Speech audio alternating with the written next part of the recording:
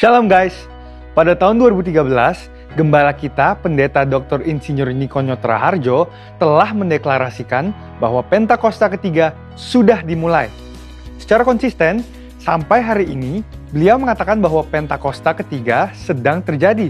Namun di sisi lain, beliau juga mengatakan bahwa kita sedang menantikan pencurahan Roh Kudus besar-besaran dari Pentakosta ketiga yang dahsyat. Jadi, apakah Pentakosta ketiga itu sedang terjadi atau akan terjadi?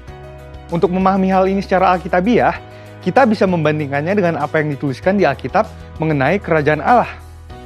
Pertama, kita bisa melihat dalam perikop Yesus dan Beelzebul di Matius 12 ayat 22-37.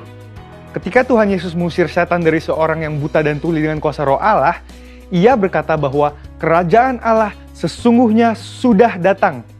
Demikian juga di bagian lain ketika Tuhan Yesus ditanya oleh orang-orang Farisi mengenai kapan kerajaan Allah akan datang, ia menjawab, "Sesungguhnya kerajaan Allah ada di antara kamu."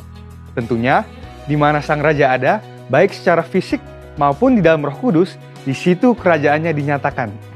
Kedua, dalam perikop kedatangan anak manusia di Lukas 21 ayat 25-38, dituliskan mengenai Tuhan Yesus memberitahukan apa saja tanda-tanda kedatangannya kembali. Akan ada tanda-tanda di langit dan di bumi yang membuat bangsa-bangsa dan banyak orang ketakutan. Kemudian Yesus berkata, "Jika kamu melihat hal-hal itu terjadi, ketahuilah bahwa kerajaan Allah sudah dekat." Dan apabila kerajaan Allah sudah dekat pada saat menjelang kedatangannya kembali, tentunya pada waktu Yesus mengucapkan perkataan ini 2000 tahun yang lalu, kerajaan Allah baru akan datang. Kerajaan Allah yang akan datang ini berbicara tentang kerajaan Allah yang dinyatakan dalam seluruh kepenuhannya.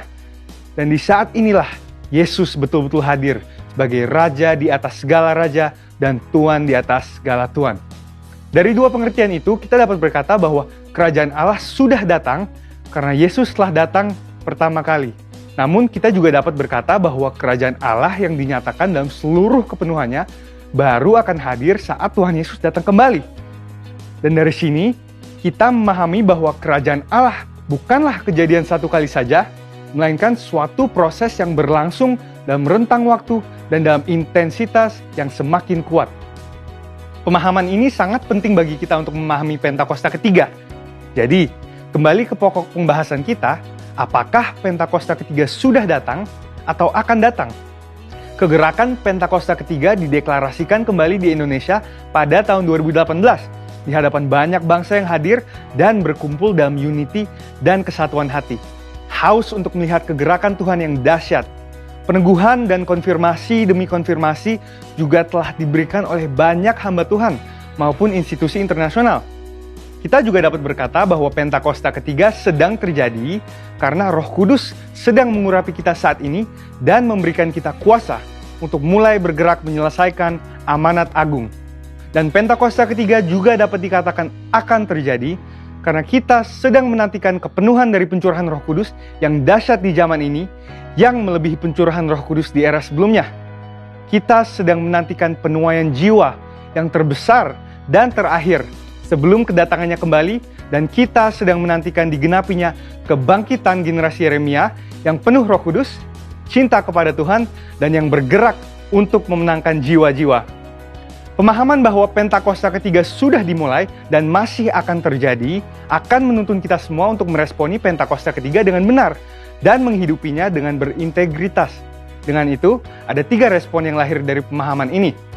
Pertama, karena Pentakosta ketiga sudah dimulai, maka kita harus menjalani hidup kita dengan kesadaran akan identitas kita sebagai seorang utusan Pentakosta ketiga, seperti yang dikatakan di Kisah Para Rasul 1 ayat 8.